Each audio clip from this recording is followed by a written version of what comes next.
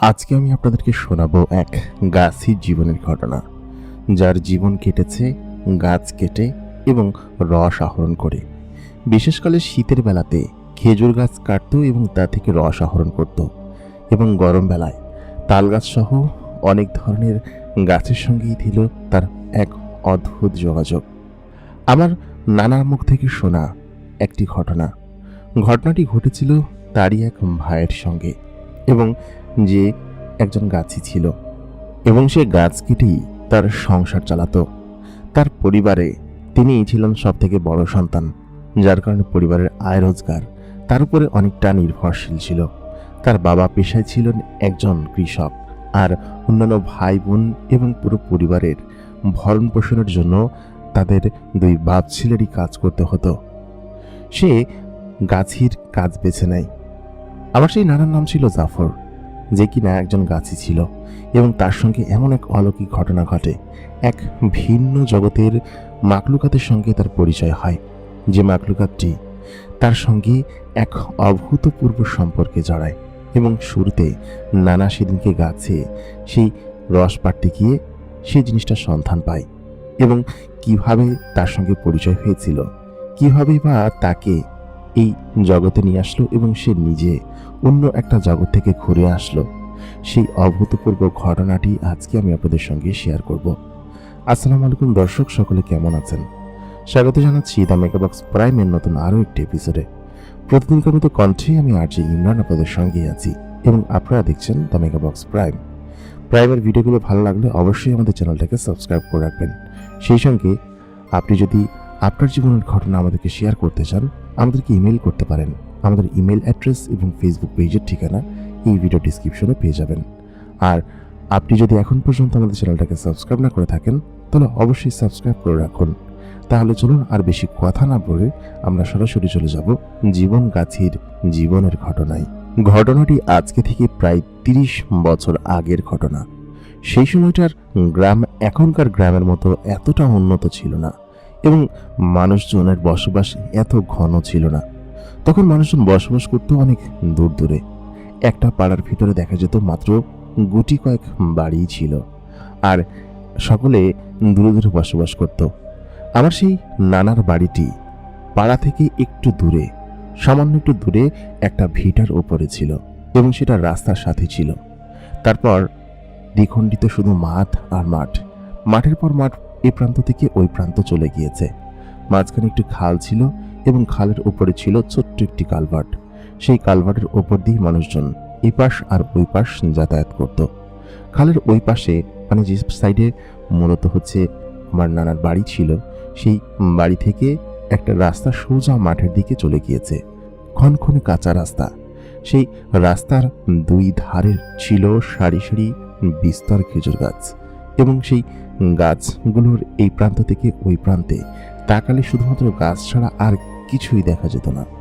চারিদিকে এত পরিমাণ শূন্যতা ছিল, এবং মাঠের পর মাঠ বিস্তৃত ছিল, যে সেই এলাকায় একবার যদি কেউ প্রবেশ করত, রাত্রিবেলা ভয়ে হয়তো সেই এলাকা থেকে আর বের হতে পারত না, যদি এখনকার কেউ সেখানে যেত। এমনই একটি নীরব এবং শুনশান এই স্থান। সেইখানে আমার নানা প্রত্যেক দিন গাছ কাটার জন্য যেত। মানে তখনও শীতের তেমন শুরু হয়নি, শীত পড়তে শুরু করবে, নভেম্বরের মাস, মোটামুটি ভালো শীত পড়েছে। ওই সময়টাতে ওই অঞ্চলে বা ওই রাস্তার যত গাছ ছিল, প্রত্যেকটা গাছ আমার নানা কাটতেন, এবং তিনি ওইখানে সমস্ত রস নিজে বিক্রি করে তারপর নিজে অর্থ কামাই করতেন। গাছগুলো তিনি ইজারা নিতেন, এবং তাকে সবাই জীবন গাছি নামে চিনত। আমি সরাসরি তার মতো করে বলছি যেমনটা সে আমাকে বলেছিল। আমার নাম জীবন গাছি। আমি গাছ কাটি বহু বছর ধরে। যখন আমার বয়স 13 বছর, তখন থেকেই আমি গাছ কাটার কাজ করি এবং রস আহরণ করি। সেইবার একটু বেশি শীত পড়েছিল, এবং রসও একটু বেশি আহরণ হচ্ছিল। প্রত্যেকটা গাছ, প্রায় 80 থেকে 90টা গাছের মতো শীতের শুরু থেকেই আমি কাটতে শুরু করি, এবং প্রত্যেকটা গাছ থেকে সব রসগুলো আমি আহরণ করতাম, আর সেইগুলো বিক্রি করতাম আমি যারা গুড় তৈরি করতো তাদেরকে দিয়ে, আর আমি নিজেও গুড় তৈরি করার কাজ করতাম। সেহেতু এই সমস্ত ব্যবসা ছিল আমার ওই সময়টাতে। আমার বয়স তখন 24-25 বছর। সেই সময়টাতে আমি বিয়েও করিনি। কিছুদিন পর আমার বিয়ে হওয়ার কথা ছিল। শীত বের হয়ে গেলে জানুয়ারি ফেব্রুয়ারি দিকে বিয়ের কথাবার্তা চলছিল এবং আমি নিয়মিতই গাছ কাটার উদ্দেশ্যে এবং রস আহরণ করার জন্য ওইখানে যেতাম। সেদিনকে রাত বেশ গভীর ছিল, যেদিনকে মূলত আমার সঙ্গে ঘটনাটি ঘটে। আমি সন্ধ্যার দিকে গাছে ভাড় পেতে রেখে আসি। ভাড় এত বড় ছিল, তবুও অর্ধেক রাত হতেই ভাড় সব ভরে যেত। ভাড়গুলো পরিবর্তন করে আবার দিয়ে আসতে হতো এবং সেগুলো সকালবেলা আমি নিয়ে আসতাম। মানে এক ভাড় রাতের মধ্যে 2বার ভরত এবং অর্ধেক রাত্রেবেলা আমাকে প্রত্যেক গাছ থেকে ভাড় নামানোর কাজ করতে হতো। এই জায়গায় আমি বহু বছর ধরেই এই ভাড় নামানোর কাজগুলো করছি মধ্যরাতে এবং ওই সময়টাতে রস অনেক বেশি হতো। সেদিনকে আমি বাড়ি থেকে সমস্ত গাছের যতগুলো হাঁড়ি আছে প্রত্যেকটা হাঁড়ি নিয়ে রওনা দিলাম। আর এই প্রায় রাত 2টা পর্যন্ত আমাকে এগুলো করতে হবে। প্রত্যেকটা গাছ থেকে নেমে আবার ওঠা 2 ঘন্টার মতো সময় লাগার কথা এবং সেই গাছগুলোর সমস্ত হাঁড়িগুলো পাওয়ার জন্য আমি খালি হাঁড়িগুলো নিয়ে সেখানে প্রস্তুত হলাম। এবং আমার একটা সাইকেল ছিল, সেই সাইকেলের 2 পাশে ড্রাম বাঁধা ছিল। সেই ড্রামের ভিতরে সমস্ত হাঁড়িগুলোর রস ঢেলে আবার সেগুলো পেতে রাখতাম। সেদিনকে আমি বেরিয়ে পড়লাম। রাত তখন 11:30 কি 12টা হবে। বিকেলের দিকে সন্ধ্যা হওয়ার আগে আমি সমস্ত হাঁড়িগুলো পেতে রেখে এসেছি। আমার কাছে 3 ব্যাটারির একটা টর্চ লাইট ছিল। সেই টর্চ লাইটটা দিয়ে আমি এমনভাবে গাছে উঠে রসগুলো নামাতাম যে আমাকে সেই টর্চ লাইটের ব্যাটারিতে চার্জ লাগতোই। আমি সেদিনকে ওইগুলো নিয়ে চলে গেলাম সেই রাস্তার ধারে। এই পাশ থেকে শুরু করেছিলাম। এই পাশ থেকে শুরু করতে করতে আমি সেগুলো পাড়তে শুরু করলাম।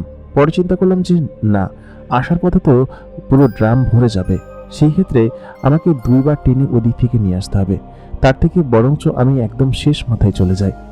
শেষ মাথায় কোনো বাড়িঘর তোর ছিল না এবং একদম শেষ প্রান্তে যে গাছটি ছিল সেই গাছ থেকে শুরু করার কথা চিন্তা করলাম। ওই শেষ মাথার ওইদিকে আর কোনো ঘর বাড়ি গাছপালা অথবা রাস্তা পর্যন্ত নেই। রাস্তা সরাসরি মাঠের ভিতরে নেমে গিয়েছে। আমি একদম শেষ প্রান্তে চলে গেলাম এবং সেখানে গাছে উঠে সবেমাত্র 7-8টা গাছ থেকে কলসিগুলো নামিয়ে আবার পেতেছি। 8ম নাম্বার গাছে যখন আমি উঠতে যাব, ওই সময়টাতে আমি গাছে উঠলাম এবং উঠে খানিকটা সামনে যখন গেলাম, লাইটটা উপরে মারতেই আমার চোখ যেন সেখানেই আটকে গেল। আমি সেখান থেকে ছিটকে পড়ে যেতে গেলাম। তবে ভয় পেলে চলবে না। এই রাতের বেলা এইখানে এরকম একটা গাছের ডালে কে বসে আছে সেটা দেখেই আমি যেন ভয় একদম চুপসে যাচ্ছিলাম। রাত তখন বেশ গভীর, চারিদিকে অন্ধকার এবং কুয়াশায় ঘিরে ধরে রেখেছে। শুধুমাত্র আমার টর্চ লাইটের আলো, আশেপাশে কোনো বাড়ি ঘরদোর কোনো কিছু নেই। আমি সেখানে তখন ওই হাড়ির কাছে পৌঁছানো মাত্রই খেয়াল করলাম ওই গাছের ডালের ওপর কেউ একজন বসে আছে। একজন মানুষ যদি কোনো গাছের ডালের উপর বসে থাকলে তার সেই গাছ থেকে অন্ততপক্ষে তার শরীরের ওজন গ্রহণ করার জন্য একটা ভালো ডালে বসতে হয়। কিন্তু তাকে দেখে মনে হচ্ছিল সে শূন্যে ভেসে আছে এবং রসের হাঁড়িটা থেকে রস নিয়ে সে রস খাচ্ছে এবং তার হাতগুলো আমি দেখতে পাচ্ছিলাম বড় বড় নখযুক্ত হাত এবং তার পিঠে একটা ডানা রয়েছে এবং সে উড়ন্ত অবস্থায় সেই গাছের যে বড় হাঁড়িটা ছিল সেই হাঁড়ি থেকে রস নিয়ে সে খাচ্ছিল। আমাকে দেখা মাত্রই সে আচমকা হঠাৎ করে সেখান থেকে গায়েব হয়ে গেল এবং হাঁড়িটা তার হাত থেকে নিচে ঠপাস করে নিচে পড়ে গেল। আমি তখন সত্যি খুব ভয় পেয়ে গেলাম। আমি যখনই তার মুখের দিকে লাইটটা মেরেছি, তার পরনে সাদা রঙের একটা জামা, তার শরীর এত পরিমাণ ফর্সা, তার শরীরে জামা পরা ছিল এবং সেই জামার ভেতর থেকে তার শরীর দেখা যাচ্ছিল। তার কোনো শীত বা এই জাতীয় কোনো কিছু লাগছিল না। এত শীতের মধ্যে আমি এরকম বড় জ্যাকেট জাতীয় জামা পরেও কোনোভাবেই যেন শীত কাভার করতে পারছিলাম না। অথচ সে এরকম শীতের মধ্যে একটা মাত্র সামান্য একটা 3 পিসের মতো জামা, তাও সেটা দেখতে 3 পিসের মতো না, গোল ঘোরানো এবং অদ্ভুত জাতীয় জামা, এবং সে এখান থেকে পাখির মতো ঝাপটা দিয়ে উড়ে গায়েব হয়ে গেল।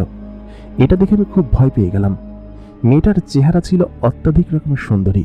আমার দিকে যখনই সে তাকালো, তাকে দেখে আমি এক পলকের জন্য ভয়ে একদম সিটকে যাচ্ছিলাম। আমি তো এখান থেকে লাফ দিয়ে নেমে যেতে পারছিলাম না। আমি তখন গাছ থেকে নেমে পড়লাম এবং নেমে তখন আমার ভয়ে হাত পা থরথর করে কাঁপছিল। আমি যে কি করব কিছু বুঝে উঠতে পারছিলাম না। ওইখান থেকে আমি যেন সরতেও পারছিলাম না। আমি বসে রইলাম খানিকক্ষণ। জিনিসটা কি ছিল এবং এটা আমি কি দেখেছি? আমি যদি এখান থেকে দৌড়ও দিই তা আমার বাড়ি পর্যন্ত পৌঁছাতে অন্তত পক্ষে 10 মিনিট সময় লাগবে। এত দূর পর্যন্ত আমি চলে এসেছি, প্রায় 1 কিলোমিটার দূরে। আমি এদিকে ওদিকে কাউকে ডাকাডাকি যে করব, মাঠের ভিতরে তখন কার থাকারও কথা না। রাত 12টা বাজে। আমি দৌড়ে ওইখান থেকে যেতে শুরু করলাম এবং দৌড়াতে দৌড়াতে আমি যখন অর্ধেক রাস্তা পর্যন্ত চলে আসলাম, ঠিক সেই মুহূর্তে আমি খেয়াল করলাম ওইখানে একটা মোড় আছে। সেই মোড়ের কাছে গাছের নিচে সেই মেয়েটি দাঁড়িয়ে আছে। তার হাতগুলো বিশাল বড় এবং তার শরীরের মধ্যে এক ধরনের এমন জামা পরা, দেখে মনে হচ্ছে কি অর্ধ উলঙ্গ। তারপর তার চেহারার দিকে তাকাতেই খেয়াল করলাম একটি মেয়ে সেখানে দাঁড়িয়ে আছে। তার চুলগুলো বেশ লম্বা এবং হাওয়ায় তার পুরো শরীরের সমস্ত কিছু দুলছে। অন্ধকার কুয়াশায় তাকে যখন দেখলাম এবং তার শরীরে লাইট মারলাম, সে আমার দিকে তাকিয়ে আছে। তার কানগুলো বাইরের দিকে খাড়া এবং চেহারার মধ্যে এমন লাবণ্য ভাব, শরীর থেকে যেন জলজল করে আলো জ্বলছে। আমি সেখানে যাওয়া মাত্রই আমি সেখানে হাঁটু গেড়ে বসে পড়লাম এবং বললাম, আমাকে যেতে দিন, আমি আর কোনোদিন এখানে আসবো না, আমাকে মাফ করে দিন। আপনি কে? আমাকে মারবেন না দয়া করে। মেয়েটি তখন একটু মুচকি হেসে বলল কি যে, তুমি ভয় পাচ্ছ কিসের জন্য, আর তোমাকে আমি মারবো বা কিসের জন্য? তখন মেয়েটি সেখানে আমার দিকে তাকিয়ে বলল, তুমি উঠে দাঁড়াও, ভয় পাচ্ছ কিসের জন্য? আমাকে কি দেখে ভয়ানক কোনো কিছু মনে হচ্ছে? আচমকা তখন আমি তার দিকে তাকালে খেয়াল করলাম তার হাতে সেই বড় বড় নখগুলো, যেটা কিনা অনেক লম্বা ছিল, সেটা আর নেই এবং তার মধ্যে যে কিঞ্চিত ভয়ানক ভাব ছিল, অথবা যে জামা কাপড় অর্ধঙ্গ উলঙ্গ অবস্থা ছিল, সেরকম কোনো কিছুই নেই। তার পরনে একটা সাদা ধপধপে জামা, খুব বড়, এবং তার চেহারার মধ্যে এক ধরনের লাবণ্য ভাব এমনভাবে চকচক করছিল। আমি তখন তার দিকে তাকিয়ে বললাম, তুমি কে এবং তুমি এখানে এই জঙ্গলের ভিতর কি করছো, এরকম একটা শুনশান রাস্তার মধ্যে?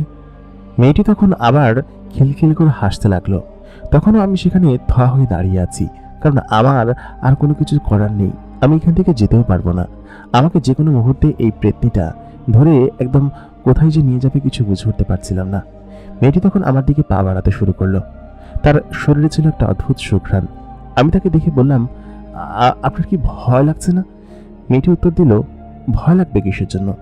আমি শীতের জায়গায় ভয় বলে ফেলেছি। তারপর আমি বললাম যে, আপনার কি শীত লাগছে না? কি পরিমাণ শীত, আর চারিদিকে কি গাঢ় কুয়াশা। তখন সেই মেয়েটি আবার আমার দিকে তাকালো, তাকিয়ে বলল, আমাদের শীত লাগে না, আমরা চাইলে আমাদের শরীরের তাপমাত্রা নিয়ন্ত্রণ করতে পারি, আমরা আগুনের তৈরি তো।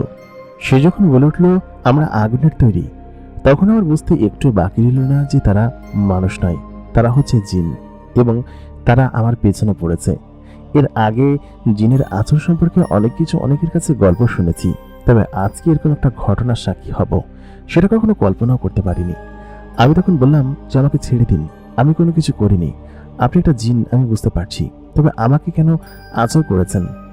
তখন সে বলল, আরে তুমি ভয় পাচ্ছ কিসের জন্য? আমি তোমার কোনো ক্ষতি করব না বা ক্ষতি করার উদ্দেশ্যেও আসিনি। আসলে মূলত আমি ওইখানে এসেছিলাম রস খাওয়ার জন্য। জিনিসটা দেখে বেশ লোভ হচ্ছিল, তারপর খাওয়া শুরু করি, কিন্তু তখনই তুমি এসে উপস্থিত হয়ে যাও এবং আমি সত্যি ওই সময় ভয় পেয়ে গিয়েছিলাম এবং ভয় পেয়ে ওইখান থেকে চলে যাওয়ার জন্য চলে যাচ্ছিলাম। ঠিক সেই মুহূর্তে খেয়াল করলাম যে না, আমি ভয় পাবো কিসের জন্য, বরং আমাকে দেখে তুমি নিজেই ভয় পালাচ্ছ। তারপর আমি তোমার কাছে আসি। সত্যি কথা বলতে আমি তোমার কাছে তোমাকে কোনো ক্ষতি করতে আসিনি, আমি এখানে এসেছি রস খাওয়ার উদ্দেশ্যে, এবং তুমি এরকমভাবে আমাকে দেখে ফেলেছ, তাই জন্য আমি ভয় পেয়েছি। আমি সত্যি তোমার কোনো ক্ষতি করব না, তুমি যাও, চলে যাও। তারপর সে আমাকে বলল, তুমি কি এখানে প্রতিদিন আসো? আমি তখন ভয়ে ভয়ে বললাম, হ্যাঁ, প্রতিদিনই এখানে আসি এবং এই রসের ব্যবসায়ী পুরো শীতকাল আমি করি। সে বলল, আচ্ছা ঠিক আছে, আসলে মূলত আমি মানুষের জগতে মাঝে মধ্যে আসি এবং এখানে এসে এরকম রস বা পৃথিবীর যত নিয়ামত আছে সেগুলো খাওয়ার চেষ্টা করি এবং এগুলো খাওয়ার জন্যই আসি। তবে তুমি আমাকে দেখে ভয় পেও না, আমি কালকে আবার তোমার সঙ্গে দেখা করতে আসবো। আমি তখন বললাম যে, আচ্ছা ঠিক আছে। তাই বলে ভয়ে ও ওইখান থেকে উড়ে চলে যাচ্ছিল। যাওয়ার সময় বলল, আমাকে দেখে ভয় পাওয়ার কিছু নেই, আমি তোমাকে ভয় দিতে আসিনি, তোমার সঙ্গে বন্ধুত্ব করতে এসেছি, কালকে তোমার সঙ্গে এসে কথা হবে বন্ধু। তাই বলে সে সেখান থেকে উড়ে চলে গেল এবং পাখির মতো ডানা মেলে কুয়াশার মধ্যে যেন মিলিয়ে গেল। এটা দেখে এত পরিমাণ ভয় পেলাম আমি, ভয়ে তখন ওইখান থেকে আমি দৌড়াতে দৌড়াতে বাড়িতে চলে আসি এবং আমার সাইকেল সহ সমস্ত কিছু সেখানেই পড়েছিল। তারপর আমার এলাকার বেশ কিছু লোকজনকে নিয়ে ওই রাতে ওইখান থেকে আমি সমস্ত রস নামাই, কারণ না নামালে লস হয়ে যাবে, যেহেতু গাছগুলো আমি ইজারা নিয়েছি। তারপর আমি ওইখান থেকে সমস্ত রসগুলো পেড়ে বাড়ি থেকে চলে আসলাম সকলের সঙ্গে, এবং সকলকে বলছিলাম যে এরকম একটা ভূত জাতীয় কিছু একটা দেখেছি, এবং সেটা একটা জিন ছিল। সকলে আমার কথা শুনে তেমন বিশ্বাস করে না, কারণ জিনেরা মানুষকে দেখা দিয়ে তার কোনো ক্ষতি করে না, এমনটা কি হতে পারে?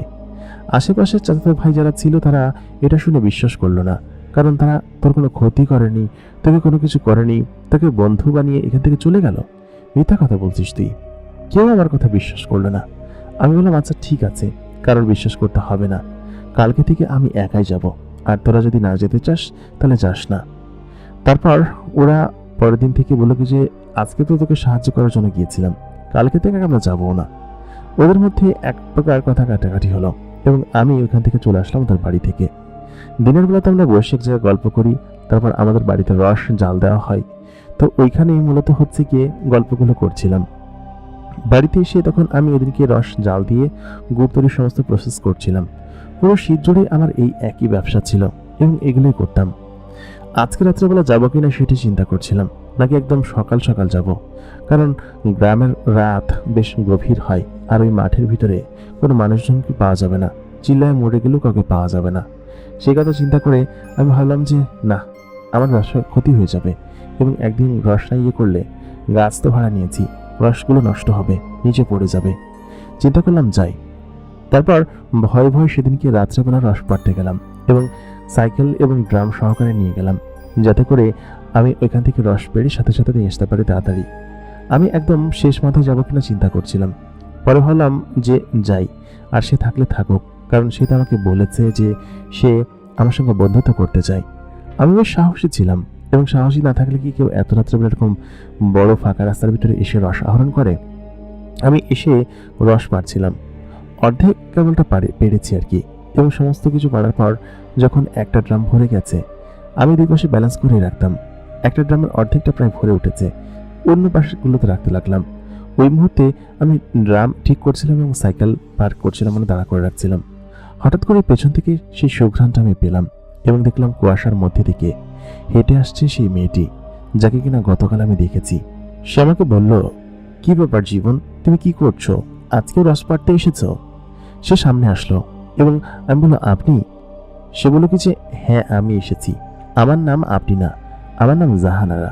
আমি বললাম আচ্ছা ঠিক আছে জাহানারা, আপনি এসেছেন রস খাওয়ার জন্য, আপনি বসুন, আপনাকে আজকে আমি বসিয়ে একদম সুন্দরভাবে রস খাওয়াই। সে বলল কি যে ওইখানে বসে খেতে আমাদের তেমন কোনো সমস্যা হয় না, আমরা জিন তো উঠতে পারি এবং শূন্যের মধ্যে ব্যালেন্স রাখতে পারি, সেই জন্য আমাদের কোনো সমস্যা নেই। আপনি যেহেতু দিচ্ছেন আচ্ছা ঠিক আছে। আমি সঙ্গে করে গ্লাসও নিয়ে এসেছিলাম, ব্যাগের ভিতরে ছিল, সেটাকে খুব সুন্দর মতো ধুয়ে তাকে আমি দিলাম খাওয়ার জন্য। সে সেটা খুব তৃপ্তি করে খেলো, এবং দেখতে দেখতে প্রায় 8-10 গ্লাস রস খেয়ে ফেললো। খাওয়ার পর সে বললো কি যে বাহ বেশ ভালোই লাগছে, ওই হাড়ির ভিতরে বসে খেতে কেমন যেন লাগতো, তবে এখন এখানে তৃপ্তি করে খেলাম, রসগুলো খুব মিষ্টি আছে, আমি কালকে আবার আসবো রস খেতে। আপনি কতক্ষণ এখানে আছেন? আমি তখন বললাম যে আছি, এই সম্পূর্ণ রসগুলো পাড়তে হবে, এবং খুব শীঘ্রই পেড়ে আমাকে বাড়িতে যেতে হবে, পাড়তে হবে, আবার সকালবেলা আসতে হবে নিতে। সে বলল তো আপনার কষ্ট হয় না? আমি বললাম তা তো হয়, একটু কষ্ট না করলে কি, এত বড় একটা সংসার, আমার নিজের উপর সমস্ত কিছু দায়িত্ব, আমাকে তো সব কিছু করতে হবে। তখন জাহানারা বলল আচ্ছা ঠিক আছে, আপনি আচ্ছা আমি তোমাকে তুমি করে বলি, আমরা তো বন্ধু হয়ে গেছি তাই না? আমি বললাম কি যে জানি না তো, আচ্ছা ঠিক আছে আমরা বন্ধু। সে বলে আচ্ছা ঠিক আছে বন্ধু, তুমি দাঁড়াও, আমি তোমার জন্য একটা জিনিস করছি। তারপর আমাকে দাঁড় করে এসে জাহানারা উড়ে চলে গেল। আমি তার দিকে তাকিয়ে আছি, কুয়াশার ভিতরে মিলিয়ে গেল। হঠাৎ করে দেখলাম কয়েক সেকেন্ড হলো সে উড়েছে, সেকেন্ডের মধ্যে সে নেমে আসলো। নেমে এসে সমস্ত রসের ভারগুলো একসঙ্গে নিয়ে আসতে লাগলো, এবং এনে সে সেই ড্রামের ভিতরে রস মুহূর্তে লাগলো। খানিকক্ষণ বাদে খেয়াল করলাম মাত্র 5 থেকে 7 মিনিটের ভিতরে যত গাছ ছিল সামনে, প্রায় 25টার মতো গাছ ছিল, প্রত্যেকটা গাছে হাড়িগুলো সে খুলে নিয়ে আসতে লাগলো, এবং খুলে এনে আমার সে ড্রামের ভিতরে ভরতে লাগলো, এবং আবার সেগুলো পেতে আসলো যেখানে পাতা ছিল। আমি তখন বললাম যে এত দ্রুত, এগুলো করতে তো আমার প্রায় ঘন্টা দেড়েকের মতো সময় লেগে যেত, এগুলো করেছি প্রায় 1-1.5 ঘন্টা মিলিয়ে। সে তখন বলল হ্যাঁ, আমরা এগুলো খুব দ্রুততার সঙ্গে করতে পারি, আমরা জিন না, আমাদের অলৌকিক ক্ষমতা আছে। তার এই কথা শুনে আমি বললাম, বাহ, তুমি তোমার খুব একটা ভালো উপকার করলে। সে বলল, তুমি আমাকে রস খাইয়েছো, তোমাকে উপকার করবো না তো কাকে করব? তুমি আমাকে দেখে ভয় পেয়েছিলে তাই না? আমি বললাম, তা তো একটু পেয়েছিলাম, জিন দেখলে মানুষ ভয় পায় না। আমি আমার বন্ধুদেরকে বলেছি, ওরা কেউ বিশ্বাস করতে চায়নি, কারণ জিনেরা তো আলটিমেটলি মানুষের ক্ষতি করে। সে তখন বললো যে আমি একটা মেয়ে জিন, আর আমি যেহেতু অন্যান্য জিনদের মতো না, আমি ভালো, সেই জন্য তোমার সঙ্গে বন্ধুত্ব করতে এসেছি। তোমার বন্ধুরা বিশ্বাস না করলে আজকে গিয়ে ওদেরকে বিশ্বাস করিয়ে দিব। তোমার সঙ্গে আমি তোর বন্ধুদের বাড়িতে যাব, চলো ওদের বাড়িতে ঢিল মেরে ওদেরকে ভয় দেখায় আসি। আমি বললাম কি যে এখন যাব? ও বললো, হ্যাঁ চলো তুমি। তারপর আমি ওকে বললাম, না না থাক, ও আমাকে জোর করে নিয়েই যাবে। আমি সাইকেলটা ঠেলতে শুরু করলাম, ও তখন বললো দাঁড়াও। তাই বলে ও এসে আমার হাতটা ধরলো। ওর হাত তখন গরম ছিল আর চারিদিকে উত্তপ্ত ঠান্ডা। ঠান্ডার ভিতরে ওর হাত এরকম গরম দেখে আমার হাতে লাগার সঙ্গে এই জন্য সেখানে এক প্রকার ঝলসে যাচ্ছিল এরকম মনে হচ্ছিল, খুব বেশি গরম না। হঠাৎ করে আমি খেয়াল করলাম ও আমার সেই বন্ধুর বাড়ির সামনে এসে দাঁড়িয়ে আছে। আমি বললাম, তুমি চিনলে কিভাবে? ও তখন বললো, কালকে তোমাকে আমি দেখেছি, কালকে তোমাকে যখন এখান থেকে বিদায় দিলাম তুমি ভয়ে তো দৌড়াতে দৌড়াতে চলে গেলে, কিন্তু সাহস করে আজকে এসেছো, তার মানে তোমার সাহস আছে। দাঁড়াও, তোমার বন্ধুকে ভয় দেখিয়ে আসছি। তারপর ও ওইখানে দাঁড়ালো। দাঁড়ানোর পর খানিকক্ষণ বাদে দেখলাম বন্ধুর ওই ঘরের টিনের চালার পর দরুম দরুম করে ইটের শব্দ হচ্ছে। বেশ খানিকক্ষণ পর ঘরের ভিতর থেকে আমার সেই বন্ধু দৌড়ে আসলো এবং এসে বলল ঘরের ভিতরে সে নাকি কি একটা জিনিস দেখেছে এবং তাকে ডাকছিল এরকমভাবে, এবং সে ভয়ঙ্কর সেই জিনিসটা। ওই মুহূর্তে তখন জাহানারা বলে উঠল, তোরা আমার জিনে বিশ্বাস করিস না তাই না? তোদের উপর আছর করছি দাঁড়া। এটা বলতেই ওদের সে কি দৌড়াদৌড়ি, আর আমি এবং জাহানারা সেখানে হাসি। জাহানারাকে কেউ দেখতে পাচ্ছে না।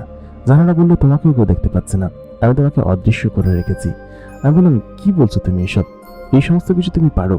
ও বললো, হ্যাঁ, এই সমস্ত কিছু আমার বা হাতের খেলা, আমি এই সমস্ত কিছুই করতে পারি। জাহানারা তখন হাসি খুশি ভাবে আমাকে আমার বাড়ির সামনে নামিয়ে দিয়ে বলল, ঠিক আছে, তাহলে তুমি যাও, তোমার সঙ্গে কালকে আবার ওইখানে দেখা হবে, ঠিক আছে জীবন, এখন আমি যাই তাহলে। তারপর আমি আমার বাড়ির সামনে দাঁড়ালাম আর জাহানারা হাওয়ার গতিতে বাতাসের সঙ্গে পাখির মতো ডানা ঝাপটে মিলিয়ে গেল। আমি যেন কোনো কিছু বিশ্বাস করে উঠতে পারছিলাম না, এটা কি সত্য কথা নাকি কোনো কল্পকাহিনী।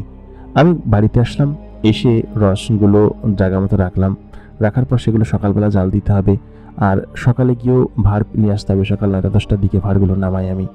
তো আমি এসে খানিকক্ষণ ঘুমালাম, ঘুমানোর পর তারপর রসগুলোর যেরকম ছিল এরকম রেখে পরের দিন সকালবেলা উঠলাম। উঠে আমি রস নেওয়ার জন্য সাইকেল নিয়ে যাচ্ছিলাম 10টার দিকে। তো ওই মুহূর্তে আমি খেয়াল করলাম আমার যে বন্ধু বিশ্বাস করেনি যে জিন হতে পারে বা আছে, মানুষকে দেখা দেয়, ও তখন বললো কি যে, দোস্ত তুই সত্যি কথাই বলছিলি, কালকে রাতে আমি জিন দেখছি এবং আমার বাড়িতে জিনের হামলা করছিল, আমার মাও শুনছে। তো ওই কথা শুনে ওরা ভীষণ ভয় পেয়ে গেছে। আমি দেখলাম যে ওরা বাপ মা ছেলে এবং সকলে মিলে কবিরাজ বাড়ি যাচ্ছে, হচ্ছে কবিরাজের কাছে, জিনার আচর হয়েছে তার তাবিজ নিতে। আমি যখন হাসতে হাসতে চলে আসলাম আমার যেখানে মূলত আমি রস নামাই সেখানে। তো আমি এই সমস্ত রসগুলো নামানোর পর বাড়িতে এসে দৈনন্দিন যেসব কাজগুলো করি সেগুলো করলাম। রস জাল দেওয়া, আর আমার কাছ থেকে যারা কিনে নিয়ে যায় তারা রাতের যেগুলো কিনে রাখি ওইগুলো মূলত নিয়ে যায়, আর দিনে যেগুলো আহরণ করি সেগুলো দিয়ে হচ্ছে আমি মূলত ওই গুড় বানানোর কাজ করি। তো সেগুলোই করছিলাম, আর এরকমভাবে আমার দিন যায়। সন্ধ্যার দিকে আবার বেঁধে রেখে আসলাম। আমি জানি যে আজকেও জাহানারার সঙ্গে আমার দেখা হবে এবং জাহানারা এখানে আসবে। জাহানারা খুবই রূপবতী একটি মেয়ে এবং সে যে একটা জিন মেয়ে, আর জাহানারা যে আমার সঙ্গে তার আসল রূপ ধারণ করে আসছে না সেটাও আমি জানি, কারণ তার আসল রূপ তো প্রথম দিন আমি দেখেছি। তার আসল রূপ হচ্ছে তার শরীর এক প্রকার অর্ধলঙ্গ থাকে, তার বুক এবং নিচের অংশটুকুই শুধুমাত্র কোনো একটা কাপড় দিয়ে ঢাকা থাকে, আর তার হাতগুলো বেশ লম্বা, নখ ওরকমটা নেই, বিশাল আকৃতির ডানা, এবং চেহারাটা ওই অবস্থাতেও সুন্দর লাগে। তবে এটাই তার আসল চেহারা সেটা বোঝা যাচ্ছিল। ওই দিনকে আমি রাত 12টার দিকে সাইকেল নিয়ে চলে গেলাম রস পাড়ার উদ্দেশ্যে। আমি দেখলাম জাহানারা আগে থেকে এসে বসে আছে। আমাকে বলল, জীবন তুমি এত দেরি করে আসলে কিসের জন্য? তোমার জন্য সেই কখন থেকে আমি অপেক্ষা করে বসে আছি। আমি বললাম, কেন অপেক্ষা করে বসে আছো কেন? ও বললো, বসে আছি কারণ আমি তোমার জন্য কিছু একটা নিয়ে এসেছি। আমি বললাম, কি এনেছো? তারপর ও আমাকে বলল যে এই দেখো, তোমার জন্য আমি আমাদের ওইখানকার ফল নিয়ে এসেছি। ওটা অনেকটা কমলা লেবুর মতো দেখতে ছিল, কিন্তু ভেতরেরটা একদম আপেলের মতো এরকম এক ধরনের ফল। আমি সেই জিনিসটা খেলাম, খেতে আপেলের মতো স্বাদ ছিল, কিন্তু বেশ মিষ্টি ছিল। আমি খাবার বললো কি যে এটা আমাদের এখানকার খুব জনপ্রিয় ফল এবং ওখানে সবাই খায়। তোমার জন্য নিয়ে এসেছি। আমাদের একটা গাছ আছে, সেই গাছে হয়েছে।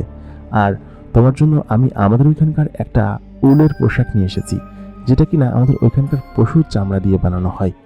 আমি দেখলাম জামাটা খুব সুন্দর এবং সেই সঙ্গে ও আমাকে নিজে পরিয়ে দিল।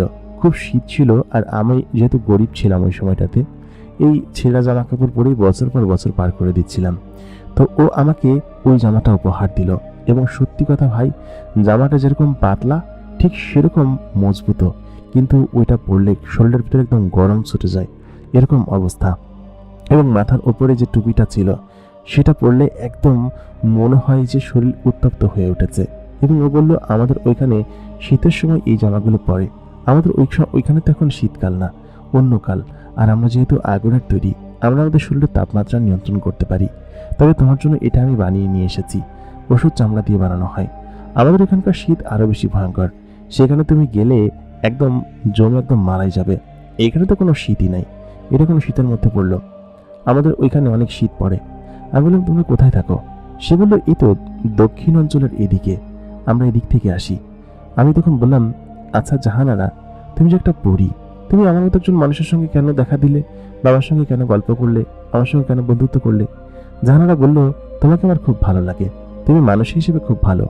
প্রথম দিন দুজনেই ভয় পেয়েছিলাম, সেই সুবাদে তোমার সাথে আমার পরিচয়। তা না হলে তো আমরা মানুষের কাছে কোনোদিন আসি না। এবং তুমি কিন্তু আমার কথা কাউকে বলো না। তোমার বন্ধুদেরকে বলেছিলে, তারা বিশ্বাস করেনি, ভালো কথা। কিন্তু তুমি আমার বন্ধু থাকবে, এটা আমি যাই এবং আমার বন্ধুত্ব অনেকদিন যেন যায়। আমি বললাম হ্যাঁ আচ্ছা ঠিক আছে, তোমার সঙ্গে বন্ধুত্ব করতে পেরে। আচ্ছা তোমার পরিবারের লোকজন যদি জানতে পারে, বা পরিবারের যেসব জিন আছে তারা যদি জানতে পারে, তখন তারা আমাকে ক্ষতি করবে না? ও বলল না, আমাদের যেসব বন্ধু জিন আছে ওরা আমাদের জানলে ক্ষতি করবে কিসের জন্য? বরঞ্চ আমি যেটা বলবো সেটাই করবে। আর আমি পরিপক্ক জিন না, আমার সঙ্গে থাকলে কোনো সমস্যা নেই। তুমি আমার সঙ্গে বসে গল্প করবা, আমার সাথে তোমার সঙ্গে গল্প করতে খুব ভালো লাগে। তুমি এমন এমন মজার মজার কথা বলো। ও তুমি তো আজকে রসই পারোনি, দাঁড়া আমি সমস্ত কিছু নিয়ে আসছি। আমি বললাম যে না জাহানারা, তোমাকে এগুলো করতে হবে না। ও বললো কি যে না, আমি তোমাকে বলেছিলাম আমি হেল্প করবো, এগুলো করা আমার জন্য বায়ে হাতের খেল। মাত্র 10-15 মিনিটের ভিতরে প্রায় 40-50টা গাছের সমস্ত ভার সে নিয়ে ড্রাম দুটো ভরে ফেলল। ভরে বললো কি যে হয়ে গিয়েছে, চলো এগুলো বাড়িতে রেখে আসি, অথবা এগুলো এই জায়গা থাক। আজকে তুমি আমার সঙ্গে এখানে বসে গল্প করো, তোমার সঙ্গে গল্প করতে না আমার খুব ভালো লাগে। তুমি গল্প করবে সেজন্যই আমি তোমার রসগুলো তাড়াতাড়ি পেড়ে দিলাম। আমি বললাম আচ্ছা ঠিক আছে। তারপর আমি এবং জাহানারা সেখানে বসলাম। সত্যি জাহানারা আমার পাশে বসেছিল, আমার কোনো শীতই লাগছিল না। শুরুতে ওই জামা কাপড়গুলো পরে শীত লাগতো, কিন্তু জাহানারা ওই জামাটা দেওয়ার পর যে নতুন জ্যাকেটটা দিয়েছিল, ওই জ্যাকেটটা পরার পর যেন শীতই লাগতো না, একদম শীত শরীরের ভিতর থেকে যেন দূরে সরে যেত। জ্যাকেটের মধ্যে একটা অন্যরকম জাদু আছে, সেটা আমি বুঝতে পারি বা বিশ্বাস করি। জাহানারা তখন আমাকে বলল যে এদিকে সরে এসে বসো, তোমার নিশ্চয়ই একটু শীত লাগছে তাই না? আমার শরীর সবসময় গরম থাকে, দাঁড়া আমি শরীরটা একটু গরম করি। আমি জাহানারার পাশে সেখানে বসলাম, সেই আম গাছের গোড়ায়। বসার পর সে আমাকে তার কাছে টেনে নিল। তার শরীরটা বেশ গরম ছিল এবং খুব বেশি জামা কাপড় পরা না। ওর শরীরের মধ্যে থেকে একটা অন্যরকম সুঘ্রাণ বের হতো। সেই সুঘ্রাণটা যেন এক অন্যরকম মায়াময় সুঘ্রাণ ছিল। ও আমার পাশে বসে গল্প করত এবং বলতো তোমাদের এখানে এসে আমার খুব ভালো লাগে, এখানকার সমস্ত পরিবেশ, সমস্ত প্রকৃতি আমাকে যেন টানে। আমাদের এখানে ওরকম পরিবেশ নেই, এখানে মাঝে মধ্যে বরফ পড়ে এবং একটা অন্যরকম অশান্ত পরিবেশ, সেখানে থাকতে আমার ভালো লাগে না। আমি তখন জাহানাকে জিজ্ঞেস করতে লাগলাম আচ্ছা তোমাদের ওইখানটা কেমন, দেখতে কেমন? জাহানারা বলল তোমাকে আমি সেখানে নিয়ে যেতাম, তবে আমার নিয়ে যাওয়ার অনুমতি নেই। আমাদের সর্দার আসলে কোনো মানুষকে এখানে নিয়ে আসা পছন্দ করেন না। আমাদের এখানকার যেসব মানুষজন আছে তারা মূলত বন্দি অবস্থাতেই আছে এবং বন্দি অবস্থায় থাকে, কিন্তু আমি তো তোমাকে নিয়ে যেতে পারবো না বন্দি অবস্থায়, সেহেতু আমি তোমার সঙ্গে দেখা করতে আসবো, ঠিক আছে? তুমি কিছু মনে করো না। আমি বললাম না না, কি মনে করবো? আমি তখন ওকে জিজ্ঞেস করলাম তোমাদের ওই জায়গাটা দেখতে কেমন? ও বলল আমাদের ওখানে বড় বড় পাহাড় পর্বত আছে এবং এই পাহাড় পর্বতের খাঁজে খাঁজে আমাদের বসবাস, এবং আমরা যেহেতু উঠতে পারি আমাদের রাস্তাঘাট বা ওই জাতীয় কোনো কিছু নিয়ে সমস্যা হয় না। এই জন্য না পাহাড় অঞ্চল এবং পর্বত যেখানে মানুষের বসবাস বা আবাসভূমি নেই সেরকম জায়গায় বসবাস করি। আর আমার নানু বাড়িটা হচ্ছে পাথরের এলাকায়, পাথরের বড় বড় বিশাল আকৃতির পাথর আছে, সেখানে তারা বসবাস করে। আমাদের বাড়িটাও সেরকম, সেই জন্য তো বললাম পাহাড়ি এলাকা এবং বড় বড় পাথর সেরকম জায়গায় আমরা বসবাস করি। কিন্তু এরকম প্রাকৃতিক পরিবেশ আমাদের এখানকার নাই। এই জন্য আমি এখানে মাঝে মধ্যে বেড়াতে আসি। আর এখানে শীতকালে আসলে বেড়াতে আমার কাছে খুব ভালো লাগে।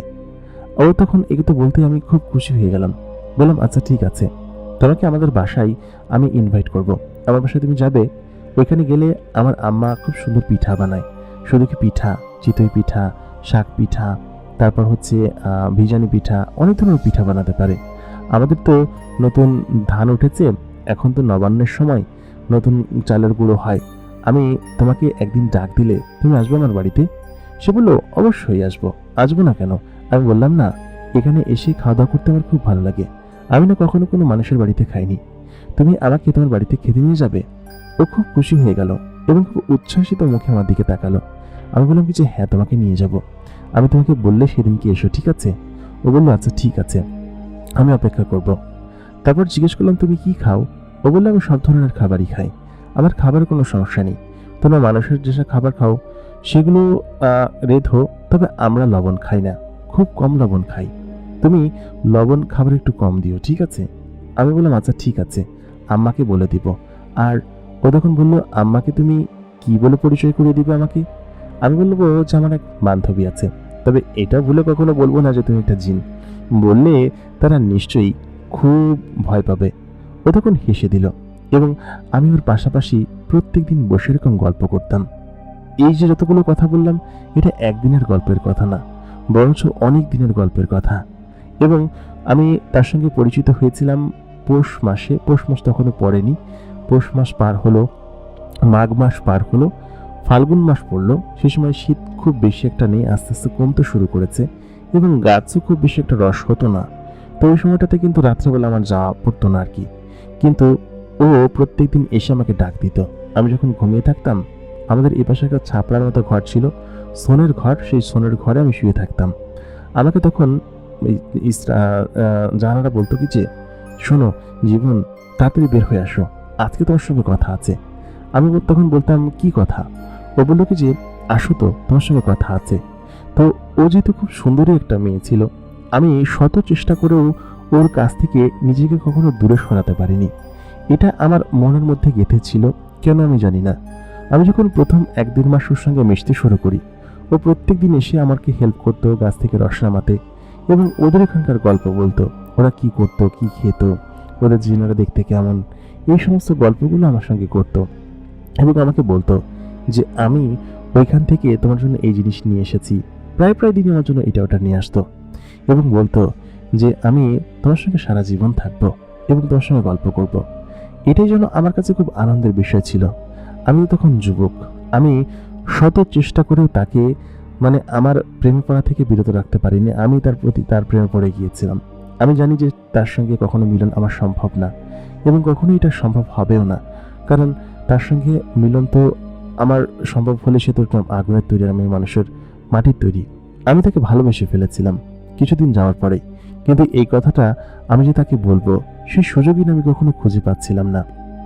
যাই হোক, এরকম কিছুদিন যাওয়ার পর একদিন রাত্রে ও যখন আসলো, আসার পর আমি ওকে বললাম আচ্ছা আজকে তোমাকে আমাদের বাড়িতে দাওয়াত রইল। আমি আম্মাকে বলেছি আমার এক মেম সাহেব আছেন, আমি তাকে নিয়ে যাব। তুমি একদম মানুষের মতো পোশাক পরো, ঠিক আছে? একদম মেম সাহেব সেজে আমাদের বাড়িতে আজকে দাওয়াত খেতে যাও। আমি আজকে অনেক খাবার দাবার কিনেছি এবং রান্না বান্না হবে রাত্রেবেলা, তুমি কিন্তু আজকে এসো, ঠিক আছে? ও তখন বললো আচ্ছা ঠিক আছে। ওর সঙ্গে সন্ধ্যার দিকে আমার ওখানে দেখা হয়েছিল, খুব ভালো একটা সম্পর্ক হয়ে গিয়েছিল। ওকে ডাকলেই ও আসতো। ও তখন ওদিনকে রাত্রেবেলা আমার সঙ্গে ওইখানে দেখা করলো এবং ওকে নিয়ে আমি রাতের 9টার দিকে আমার বাড়িতে আসলাম। তো শুরুতে চিতই পিঠা বানিয়েছিল, সেগুলো খেলো, খুব তৃপ্তি করে খেলো এবং ওকে আপ্যায়ন করার জন্য আমরা সেখানে মাদুর পেতেছিলাম। খুব সুন্দরভাবে সেখানে বসে খাবার দাবার খাচ্ছিল এবং আমি বাড়িতে অন্য কথা বলেছি যে আমার খুব কাছের একজন মেম সাহেব, এনারা এখানে এসেছেন, আমাদের কাছ থেকে রস নেয়। ও তো প্রত্যেকদিন রস খেতই। তো আমি এই কথাগুলো বাড়িতে মানিয়েছি আর কি। তো বাড়ির সকলে ওকে আদর যত্ন করে খাওয়াতে শুরু করলো এবং খুব খুব বেশি পরিমাণ পিঠা বানিয়েছিল, প্রায় 4-5 পদের পিঠা। এবং যাওয়ার সময় ওকে ওই পিঠাগুলো বেঁধে ওর সঙ্গে দিয়ে দিল, অনেকগুলো পিঠা হাঁড়ি হাঁড়ি ভরে, মাটির হাঁড়ি ছিল, হাঁড়ি ভরে দিয়ে দিল। তো ও যাওয়ার সময় খুব কান্না করে বলছিল যে এরকম আদর আমাকে কেউ কোনোদিন করেনি, আপনারা আজকে যেরকমভাবে করলেন, আসলে আমার মা নেই। ওকে সত্যি আমি এরকমভাবে কান্না করতে দেখে আমার খুব খারাপ লাগছিল যে ও এরকমভাবে বলছে ওর মা নাকি, ওর বয়স যখন 84 বছর তখন মারা গিয়েছিল, ও তখন যুবতী ছিল। তো তারপর মারা যাওয়ার পর তো ও আর ওর মায়ের আদর পায়নি, কিন্তু আমার কাছে আমার মায়ের আদর পেয়ে ও বললো কি যে তোমার পরিবার খুব ভালো, তোমার পরিবারের সঙ্গে কথা বলে দেখা করে আমার খুব ভালো লেগেছে এবং আমি খুব আনন্দের সাথে তোমার সঙ্গে মিশেছি, যে এটা আমার কাছে খুব আনন্দে লেগেছে, তোমার সঙ্গে আমি এই বন্ধুত্ব আজীবন রাখতে চাই। তারপর ও আমার সঙ্গে ওদিনকে তো ওই সমস্ত জিনিস নিয়ে চলে গেল।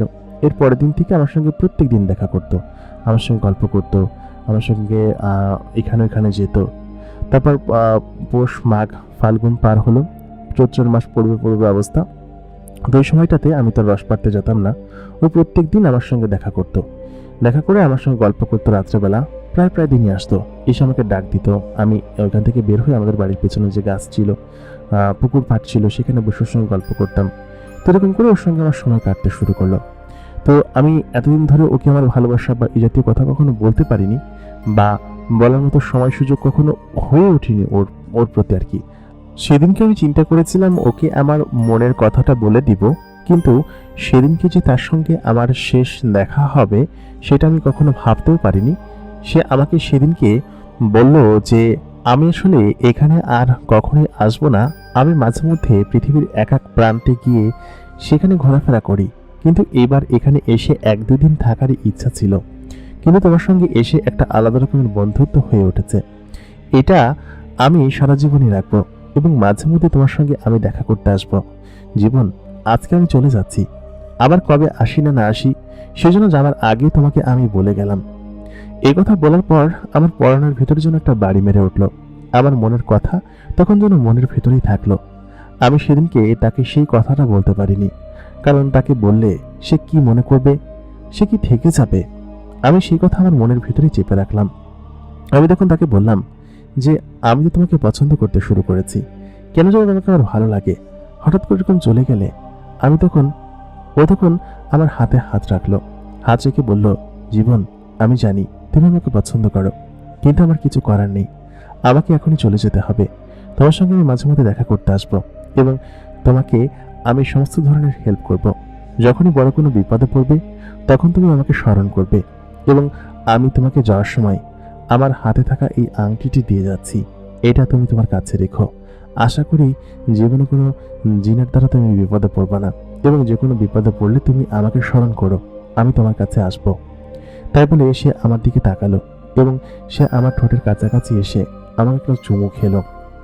তারপর সে খানিকক্ষণ পর হঠাৎ করে চোখের পলকে গায়েব হয়ে গেল। আমি সেখানে তার দিকে তাকিয়ে রইলাম।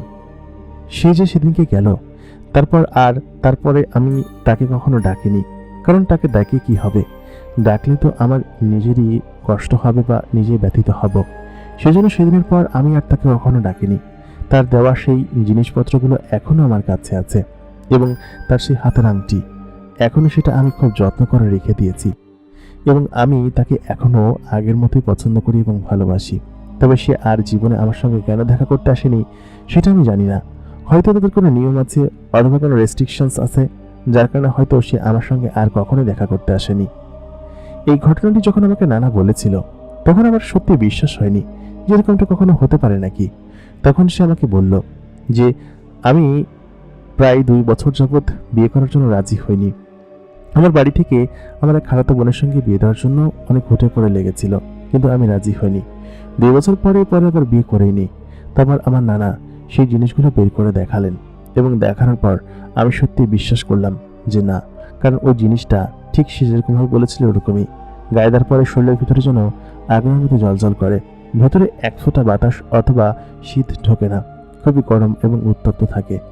আমি দেখে তখন বুঝতে পেরেছিলাম যে না, নানা সত্যি কথাই বলছে এবং আজকে থেকে এত বছর আগের ঘটনা, এখন পর্যন্ত সে এই জিনিসগুলো খুব যত্ন সহকারে সামনে রেখেছে।